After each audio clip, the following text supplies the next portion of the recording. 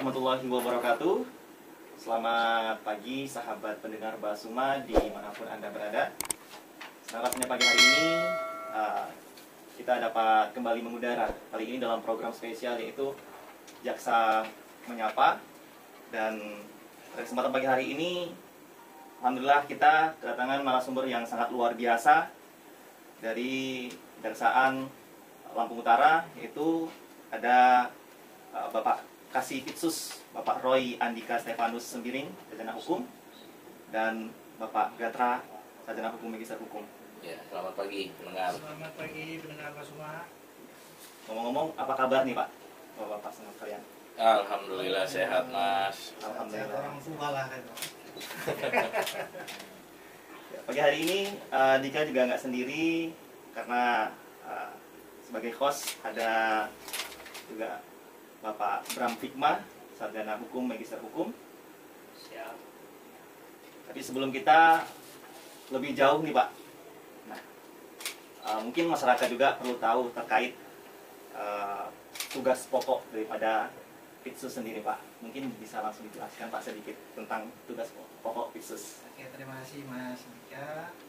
Para pendengar Basuma, mungkin ada pepatah mengatakan Bapak cuma kata sayang. Iya, Jadi saya akan memperkenalkan diri terlebih dahulu. Nama saya Roy Andika Stefanus Sembiring, Sarjana Hukum. Saya seksi tindak pidana khusus Kejaksaan Negeri Lampung Utara. Kebetulan saya baru juga 1 bulan menjabat sebagai Kasih Khusus Kejaksaan Negeri Lampung Utara.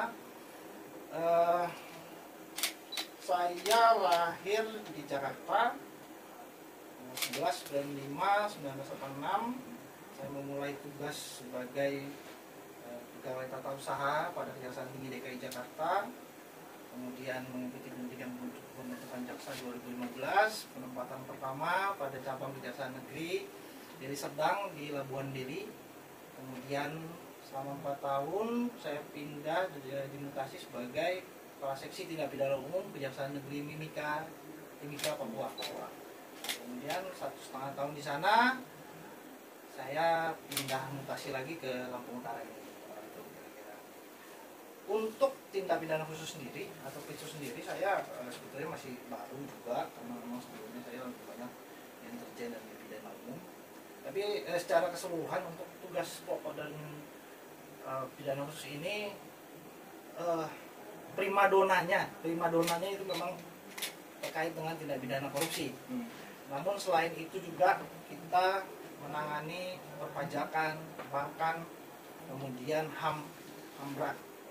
Kira-kira itulah garis besar untuk tugas pokok dan dari pidana khusus kejaksaan ini. Jadi sebetulnya banyak juga, tidak terpaku saja dalam untuk tindak pidana korupsi, tapi masih ada hal-hal lain yang bisa kita lakukan. Memang untuk primadona memang tipikor ini. Saya kira garis besarnya seperti itu. Baik sahabat pendengar Basuma dimanapun Anda berada, ya itu tadi sekilas ya, tentang tugas pokok daripada Pitsus sendiri Pak ya. Nah mungkin nanti sahabat pendengar Basuma juga yang ingin bertanya terkait mungkin kasus-kasus yang sering dialami, mungkin nanti bisa interaktif melalui telepon juga Pak. Terus Bang Agus, ini ada satu lagi nih, dijumin aja Pak Gatra. Mungkin Pak Gatranya bisa memperkenalkan diri juga Pak Agus, ya kan Bang Agus. Ya, terus menjelaskannya sekarang posisinya di mana ini? Apa di Pitsus, apa di Intel, apa di Pidum, ya kan? Tampil Betul. terus nih Pak Gatranya Ya, ini. Suruh tampil ya. Iya, siap. Mungkin bisa jelasin lagi Pak Gatra. Terima kasih. Panggilnya harus Bapak ya, apa Abang kalau Ya. orang sebagai dosen terbaik Umkom. Ya, buat sahabat pendengar Basuma, nama saya Gatra Yuda Pramana. Saat ini diberikan amanah sebagai Kasubsi Ekonomi Keuangan dan Pengamanan Pembangunan Strategis pada Seksi Intelijen Kejaksaan Negeri Lampung Utara. Nah, mungkin seperti itu. Selebihnya ya kita juga dalam rangka Jaksa Menyapa, kita berharap teman-teman ataupun sahabat pendengar Basuma bisa juga berinteraksi dengan kita nantinya, supaya kami Kejaksaan Negeri Lampung Utara melalui radio Basuma bisa lebih dekat. Apa yang mau ditanyakan silakan ditanyakan ya, kalau memang media ini nanti Radio Basuma belum bisa menampung semuanya hasrat masyarakat ingin bertanya, hasrat sahabat pendengar, silahkan datang main ke kantor Kejaksaan Negeri Lampung Utara. Welcome ya. Welcome, sangat-sangat welcome. Siap.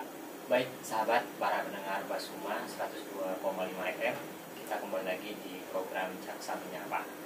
Pada kesempatan telah hadir Bapak Roy Andika dan Bapak Gatra.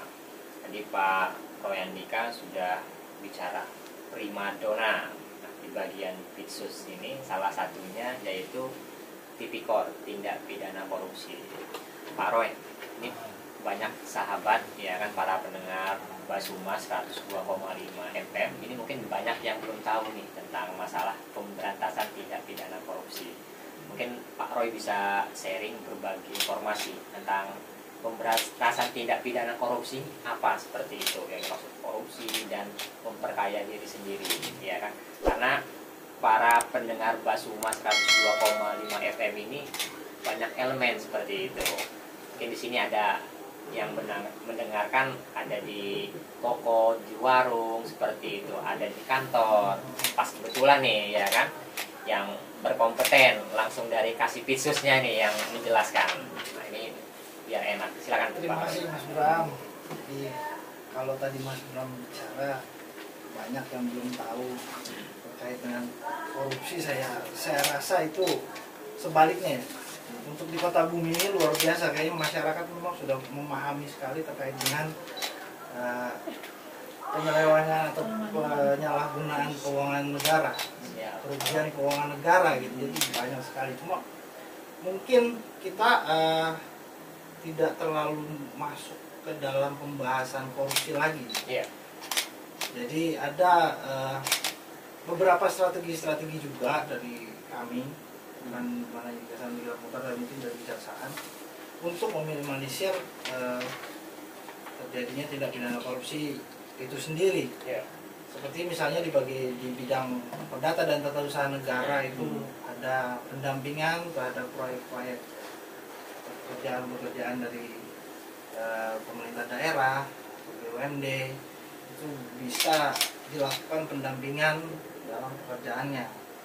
Kemudian di intelijen juga ada pembangunan strategis, pengamanan pembangunan strategis. Itu pun sebetulnya dari teman-teman bisa memaksimalkan program-program yang ada di kejaksaan ini, dan itu sebetulnya tidak dipungut biaya atau apapun, memang tinggal mengajukan saja pendampingan kah atau pengamanan strategis kah. Yang ini memang tujuannya untuk meminimalisir terjadinya penyalahgunaan maupun tindak pidana korupsi itu sendiri gitu. Jadi saat ini kami untuk pidana itu seperti yang diarahkan pimpinan juga merupakan pilihan terakhir. Ya, asas ultimum remedium itu dikedepankan gitu. Sebelum terjadinya tindak pidana, cobalah teman-teman di pemerintah daerah mungkin bisa konsultasi dalam misalnya ketika akan mengadakan pengadaan barang dan jasa, bisa dilakukan pendampingan pada bidang datun. Kemudian ketika akan melaksanakan suatu kontrak dalam misalnya pembangunan infrastruktur, bisa juga didampingi atau diajukan pengamanan di bidang intelijen. Jadi kalau bicara tadi korupsi, saya yakin masyarakat Kota Bumi ini sudah cukup memahami, sangat memahami gitu terkait dengan pidana korupsi itu. Mungkin yang perlu kita dalami, ada unsur-unsur yang memang harus terpenuhi. Pertama, dalam penetapan tersangka misalnya, atau menjadikan satu dugaan tersebut menjadi tidak pidana, itu kita harus memenuhi 2 alat bukti. Bisa jelaskan ke Pak? Jadi 2 alat bukti ini kan alat bukti sudah ditetapkan dalam KUHP juga ya. Jadi untuk menetapkan tersangka atau kita simpulkan bahwa suatu penyelidikan tersebut dapat memenuhi unsur pidana, kita harus menemukan 2 alat bukti. Untuk teknisnya mungkin kami nanti bisa tidak bisa kami jelaskan karena itu Ya. merupakan dari strategi dari Siap. penyidik kan gitu. Siap. Nah, kemudian pada saat ini juga kita mengutamakan juga untuk pemulihan keuangan negara, baik itu dari berupa penyitaan maupun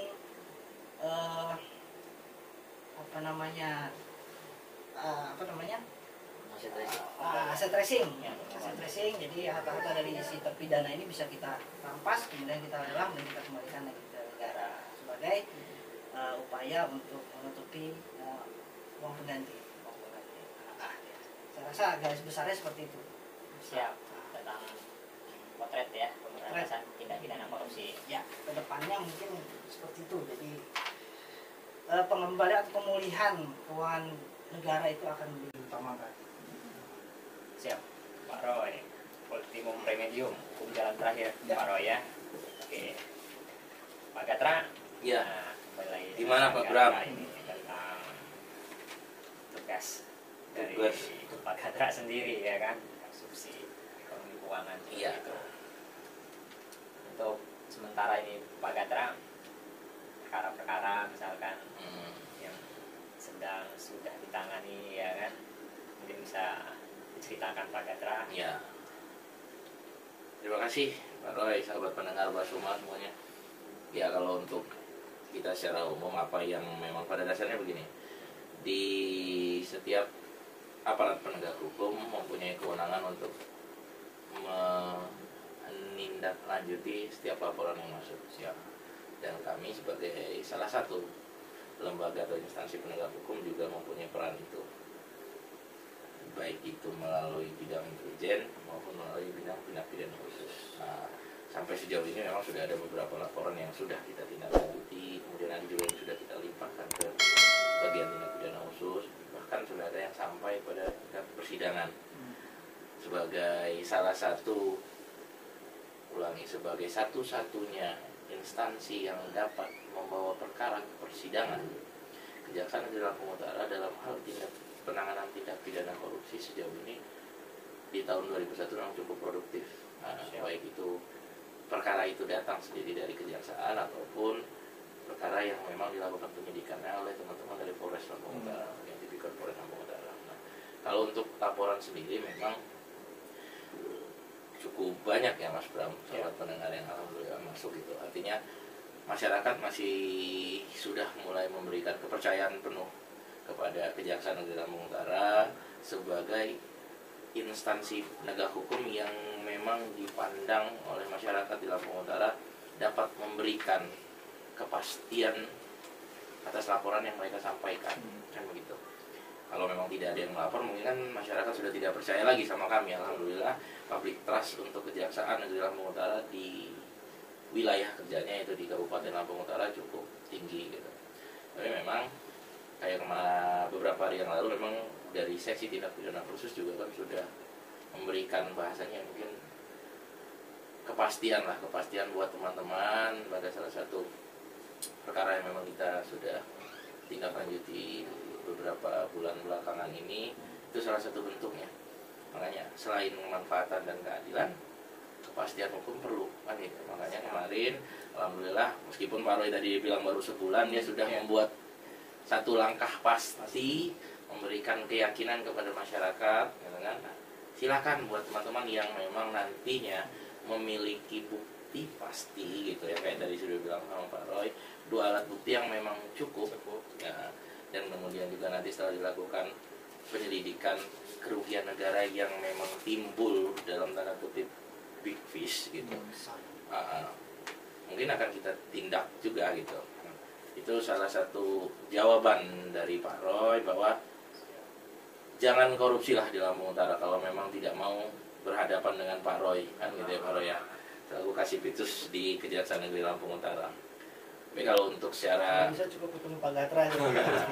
tapi kalau untuk secara konkret ya saya juga tidak bisa nyatakan apa saja laporan, kemudian dari siapa yang melapor Ya, gitu. segmentasi Nah, tapi memang kalau kita bicara banyak sedikit memang sebagian besar ini yang banyak dilaporkan ini kan teman-teman dari desa, teman-teman dari desa, entah itu kelompok tani, entah itu kelompok masyarakat gitu. Nah, Artinya apa? Artinya mungkin ada yang miss di sini.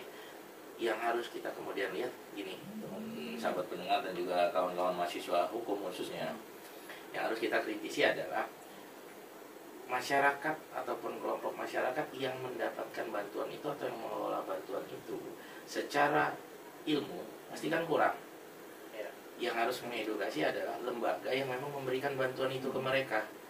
Nah, yang dikritisi sama teman-teman yang melaporkan harusnya yang dilihat bukan kenapa mereka melaksanakan itu kemudian salah, tapi bagaimana bimbingan yang diberikan sama lembaga yang memberikan bantuan itu ke mereka dilihat di sana. Jangan sampai nanti balik lagi kayak dibilang sama Pak Jaksa Agung, hati nurani tidak ada di dalam buku, tinggal bagaimana kita selaku aparat penegak hukum menerapkannya. Jangan sampai nanti orang yang memang tidak tahu apa-apa harus mempertanggungjawabkan kesalahan yang bukan sebenarnya menjadi tanggung jawab dia, hanya karena jabatan. Itu yang harus kita sama-sama kritisi. Kecuali kalau memang dia bahasa lala ini kan cenderung sengaja dipakai untuk menutupi kesengajaan dia. Nah, itu yang memang kadang-kadang membuat kami harus lebih detail, harus lebih jeli dalam menentukan sebenarnya yang bersangkutan itu lalai atau sengaja. Jangan sampai nanti malah kita terjerembab dengan apa bahasanya ketidaknyamanan, jangan sampai kesedihan ya. Jadi suatu hal yang memang repot kadang-kadang Bram kan ya. Nah, konteks di buku sama pada saat di lapangan memang kadang-kadang bertolak belakang, tapi alhamdulillah dengan kita sering komunikasi, diskusi dengan teman-teman juga dari Unko ya, sedikit banyak kita bisa membuka open minded apa yang harus kita lakukan.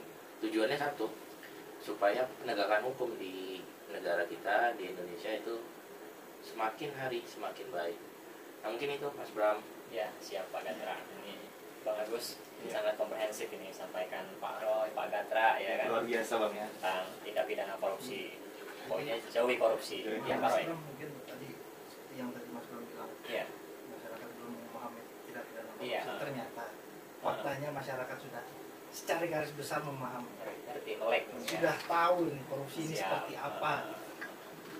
Terbukti sejauh ini penyelidikan dan penyidikan yang kami lakukan sampai dengan penuntutan mayoritas merupakan atau bermula dari laporan pengaduan masyarakat. Jadi tinggal mungkin kami dari aparat penegak hukum ini yang mendalami lagi laporan tersebut, apakah memang ada unsur pidana di sana atau hanya kesalahan administrasi. Jadi disitulah mungkin substansi yang perlu lebih dipahami lagi oleh masyarakat. Sampai seperti tadi disampaikan Pak Gatra, memang ini kalau kita berkaca lagi sebenarnya kemarin saya ke Papua itu memang kepala desa atau kepala kampung ini mayoritas mereka kurang memahami bagaimana penggunaannya, bagaimana ini mayoritas mereka. Makanya di sana jarang sekali ada pelaporan karena memang masyarakat rasakan itu adalah perubahan yang dilakukan oleh kepala-kepala kampung ini di wilayah mereka, misalnya pembangunan jalan atau adanya pembangunan badan BUMDes yang berimplikasi kepada kesejahteraan masyarakat itu sendiri gitu. Memang untuk di Timika sendiri ada Freeport ya, mereka bantu juga khususnya kepada masyarakat adat. Namun demikian di sini pun sebetulnya bisa diterapkan seperti itu. Artinya penggunaan desa itu tidak semua harus ke infrastruktur. Bisa dibangun sebentar. Contoh kemarin kami melakukan kegiatan di Desa Sri Bandung. Itu di sana dibangun objek wisata Green Bambu kalau saya nggak salah itu. Dikelola oleh Badan Usaha Milik Desa. Nah ini bentuk-bentuk yang memang harus kita kembangkan mungkin di wilayah Lampung Utara ini, di mana potensi-potensi yang ada di desa itu dikembangkan sehingga nanti dari dana desa itu mungkin desa ini sendiri bisa membiayai desanya sendiri gitu. BUMDes atau lewat mungkin ada wisata atau UMKM atau perkebunan atau pertanian. Jadi ini mungkin bisa menjadi solusi juga untuk badan pemerintahan desa yang menangani desa-desa ini agar lebih galakkan lagi desa-desa untuk dapat melihat potensi-potensi yang ada di desanya masing-masing gitu. Dan itu bisa digunakan dari atau diambil dananya itu dari dana desa. Ya, itu saya kira Mas. Siap Pak Roy, itu sangat komprehensif. Kenapa bagus kita rehat sejenak lagi ini. Iya. Nanti setelah ini kita akan lanjut lagi. Mungkin dari sahabat Penerbasuma juga ada yang ingin ditanyakan juga, nanti bisa di sesi berikutnya. Baik sahabat pendengar Basuma, dimanapun Anda berada, kembali lagi bersama kita dalam program Jaksa Menyapa. Ini masih bersama Bapak Kasipitsus, Bapak Roy Andika Stefanus Sembiring, dan Bapak Gatra di kesempatan pagi menjelang siang hari ini. Nah, ini ada sedikit pertanyaan nih Pak, ini udah melalui pesan singkat ya Pak ya. Ini dari pendengar, bahwa pendengar ini ingin mengembangkan bisnis Pak, dan membutuhkan pendapat hukum mengenai risiko bisnis. Nah, tapi bingung nih Pak, ingin meminta pendapat dari pejabat pemerintah dalam hal ini jaksa Pak. Nah, kemudian dapatkah pendengar ini meminta legal opini kepada kejaksaan? Kemudian adakah dasarnya Pak gitu? Mungkin Bapak Stefanus atau Pak Gatra mungkin Iya. ingin menjawab. Dari siapa itu SMS-nya? SMS-nya, pertanyaannya. Ini dari Kak Roy. Dari Kak Roy tuh, ini dari jawab sama Pak Roy. Terima kasih buat sahabat pendengar Basuma yang sudah mengajukan pertanyaan. Pada dasarnya ya kita siap untuk memberikan apapun bentuk konsultasi. Cuman memang kalau untuk urusan ingin mendirikan bisnis, yang bisa kita sampaikan atau advice yang kita bisa berikan adalah bagaimana kita melihat dari sisi hukum yuridisnya. Jangan sampai gini, yang pertama kayak sekarang marak nih yang namanya pinjol, pinjaman online. Nah, mulai dari sekarang kita sudah mulai mengedukasi teman-teman, harus dilihat. Jangan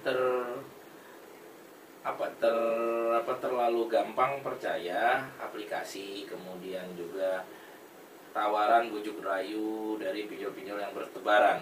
Harus dilihat, jangan sampai nanti malah kita yang terjebak dengan bunga yang tinggi, kemudian malah niatnya ingin mendirikan bisnis malah terjerembab pada utang piutang yang menumpuk. Nah, itu kemudian juga mungkin kita juga bisa dari bidang data nantinya dilihat, dikaji dari sisi perjanjian, dari sisi hukum perdata, bagaimana nanti teman-teman ataupun siapapun yang ingin membuka bisnis, mulai dari mana dulu nih bentuknya, mau CV kah, atau dia PT kah, atau pendirian perusahaannya mau seperti apa, bisnisnya lari ke arah mana gitu, supaya apa ya, kalau untuk hal-hal sifatnya seperti itu silakan datang ke kantor, tapi kita mengkajinya bukan melihat bisnisnya itu bagus atau tidak kan gitu, Dari sisi yuridis. tapi kita lihat dari sisi yuridisnya gitu. Kalau misal dia mau ternak lele nanya ke kami untung atau enggak, ya kita nggak bisa jawab gitu kan.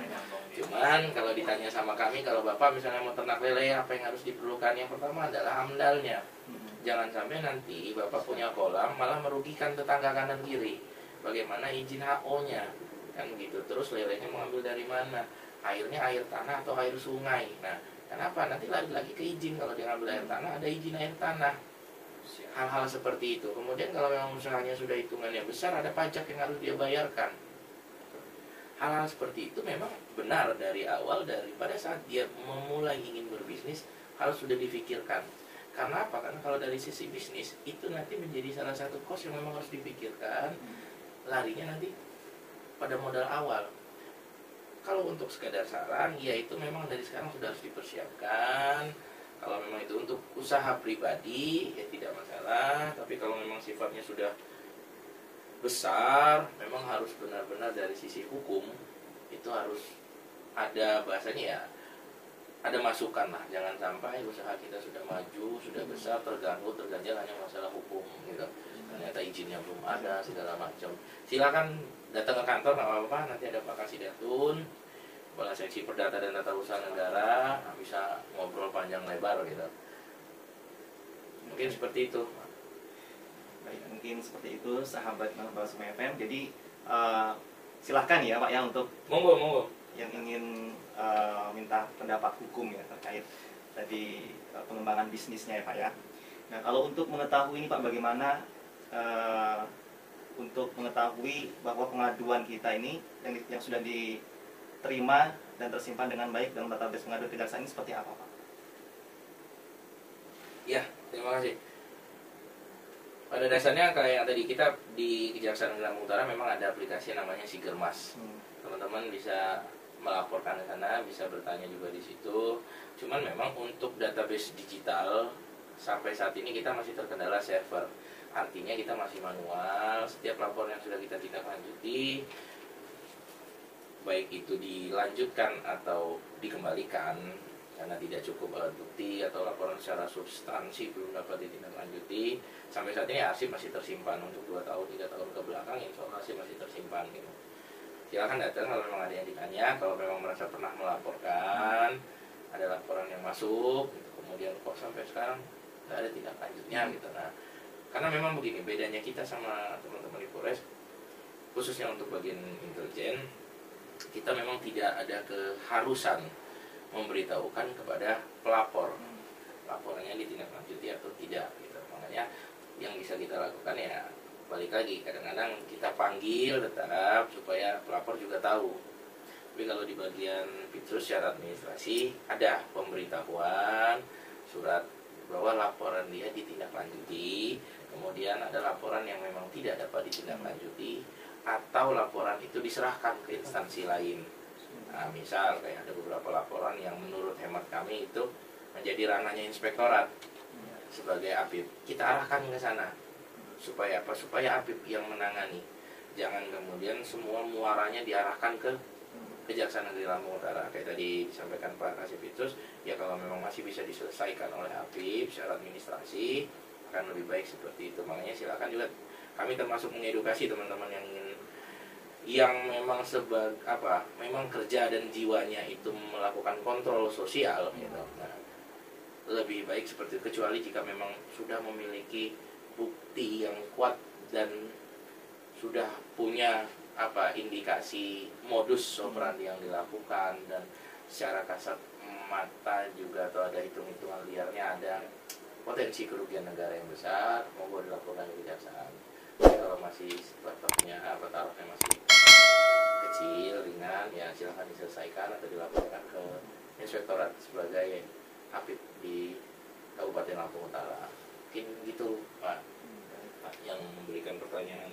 Ya, siap Pak Gatra. Wah, sangat komprehensif lagi para pendapat Suma. Terus lanjutnya ke Pak Roy. Tadi kan sudah tentang masalah potret khusus primadonanya, yaitu masalah tipikor.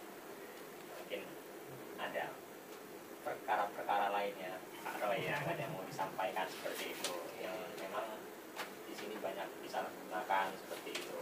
Terima kasih Mas Bram.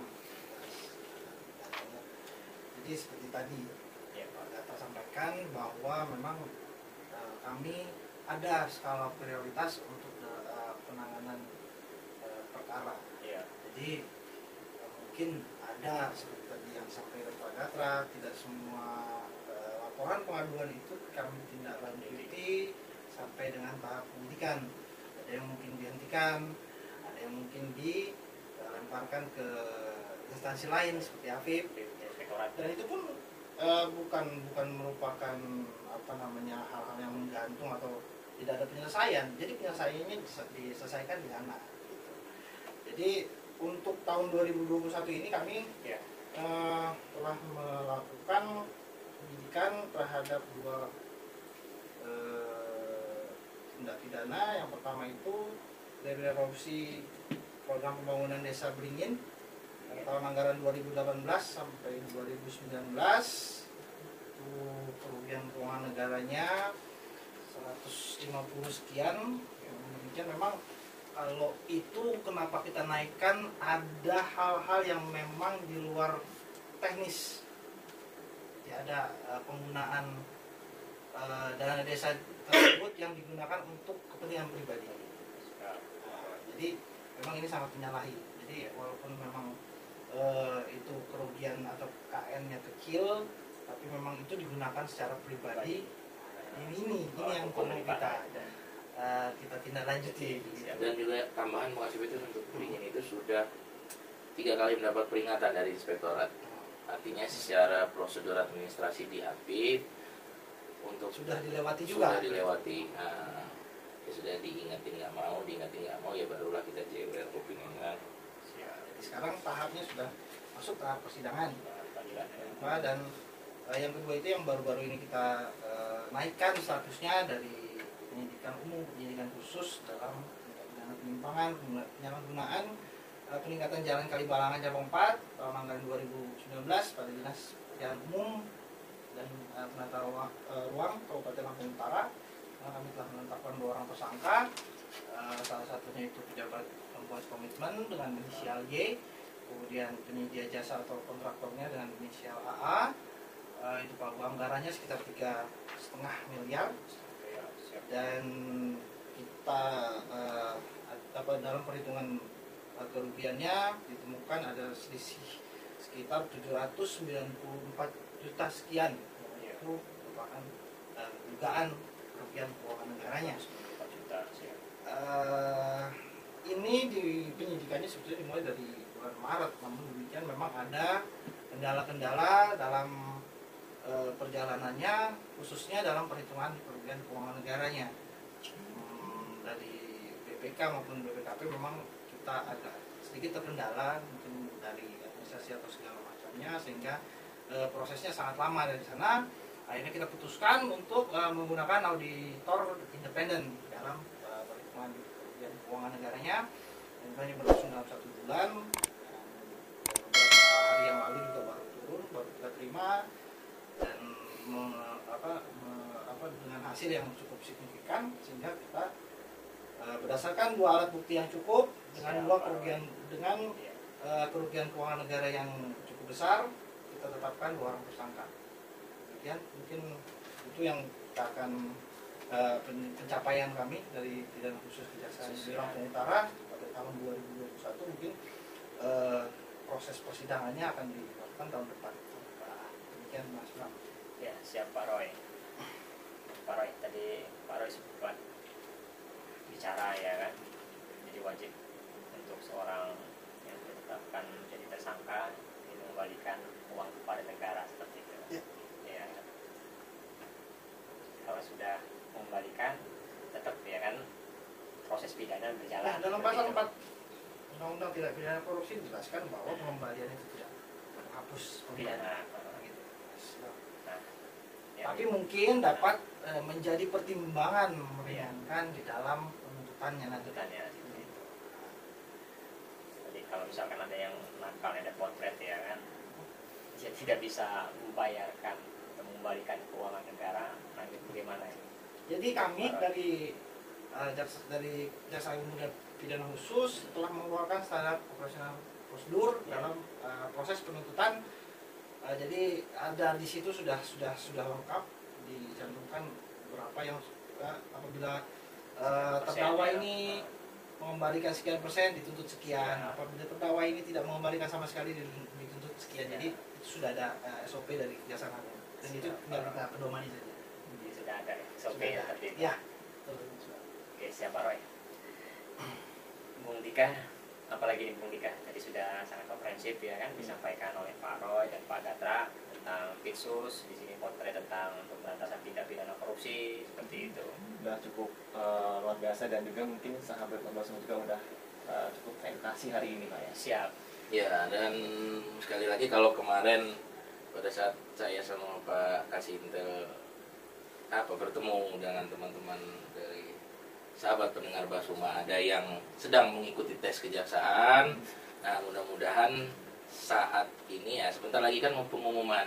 Ya. Ya, mudah-mudahan kawan-kawan ada yang lulus, keterima, Amin. bergabung dengan kami di Korps Adiaksa. Mudah-mudahan alumni dari Universitas Sumpo juga banyak. Amin. Ya kan? Amin.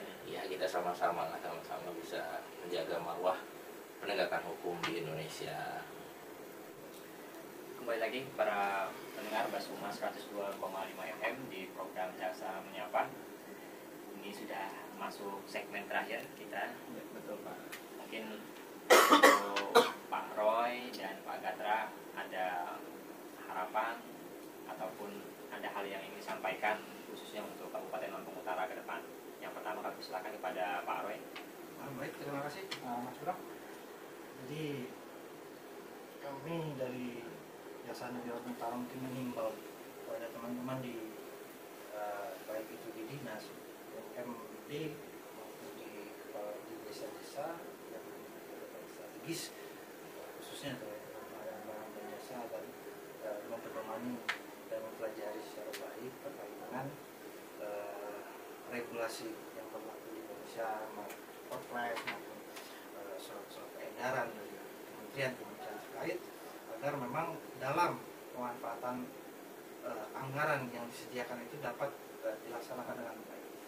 Jangan sampai nanti ada potensi-potensi yang dapat merugikan keuangan negara sehingga berhadapan atau harus berurusan dengan penegak hukum, baik itu dari kepolisian maupun dari kami dari kejaksaan.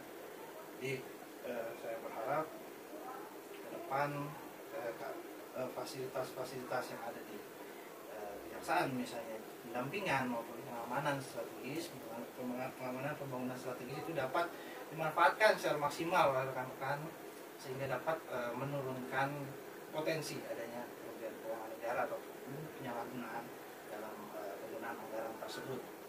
Jadi kembali lagi, pemidanaan kita harapkan merupakan pilihan terakhir dalam suatu tindakan hukum yang kita lakukan, dan juga kita harapkan ke depan dari pemerintah daerah khususnya dapat memetakan wilayah-wilayah atau daerah-daerah yang memiliki potensi terhadap pendapatan asli daerah itu agar dapat dimaksimalkan sehingga dapat meningkatkan PAD dari Kabupaten Lampung Utara dan dapat dipergunakan kembali demi atau untuk kepentingan masyarakat, karena kesejahteraan dan kepentingan masyarakat itu adalah hal yang paling utama. Penindakan terhadap suatu pelanggaran itu merupakan perlawanan terhadap hati nurani dari masing-masing orang. Saya kira demikian, Mas Bram. Ya, siap. Terima kasih Pak Roy. Selanjutnya Pak Gatra. Cukup aja, udah. Gak apa-apa, 1 menit aja Pak Gatra. Iya. Ya, terima kasih. Ya, ada yang mau ditambah, artinya kayak tadi sudah dijelaskan sama Pak Roy, yang ada closing statement sebenarnya. Terima kasih buat Radio Basuma, Bahana Surya Melati, dan sahabat pendengar Basuma sudah mau mendengarkan apa yang hari ini kita diskusikan bersama-sama. Mudah-mudahan ini bermanfaat buat semuanya. Kejaksaan Negeri Lampung Utara sebagai salah satu instansi dan instansi penegakan hukum siap untuk kita bersama-sama memberikan perubahan di Kabupaten Lampung Utara, menjadikan Kabupaten Utara lebih maju, jauh dari korupsi untuk pembangunan. Makanya sekali lagi, peran masyarakat secara aktif dan profesional masih tetap kita harapkan. Terima kasih, mungkin itu yang bisa saya sampaikan. Mudah-mudahan kita bisa bertemu lagi. Siap, Pak Dika, Ya. di lain kesempatan, sahabat pendengar semuanya, dengan dengan bahasan dan tema yang lebih update. Mungkin masih banyak yang harus kita sama-sama edukasi ke teman-teman pendengar sahabat Basuma semuanya. Terima kasih Mas Bram dan Mas Dika atas kesempatan yang diberikan kepada kami. Ya, sama-sama Pak. Mudah-mudahan ada manfaat yang didapatkan masyarakat dari siaran yang kita lakukan. Terima kasih. Ya, siap. Terima Ya. kasih. Kami juga terima kasih banyak untuk Pak Roy dan juga Pak Gatra telah berkenan hadir ke studio Radio Bahana Surya Melati yang begini Pak. Radio kami. Mantap ini, mantap. Iya. Terima kasih untuk sahabat dengar Basuma semuanya juga udah setia stay tune di 102,5 FM. Saya Dika Basuma dan Bram Fitman. pamit undur suara. Sampai jumpa dan kita bisa lihat Wassalamualaikum warahmatullahi wabarakatuh.